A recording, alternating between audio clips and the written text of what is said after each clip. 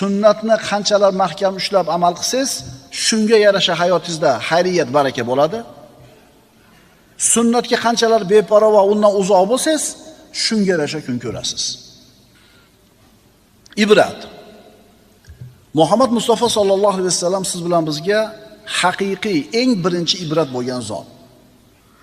Robbimiz subhanahu va taolo aytayapti: "Laqad kana lakum fi rasulillahi uswatun hasana liman kana yarjulloha wal yawmal akhir va zakaralloha katira."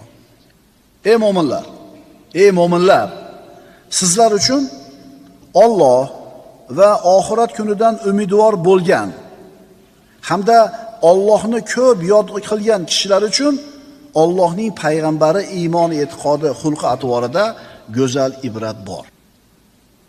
Muhammad alayhisalom kimga ibrat ekanlar? Mo'minlarga.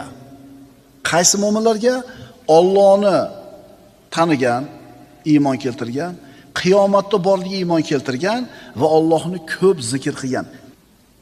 Iymon keltirgan, qiyomatda borligini bilgan, Allohni ko'p eslaganlarga ibrat Muhammad alayhisalom deb Alloh taolo o'zi aytayapti.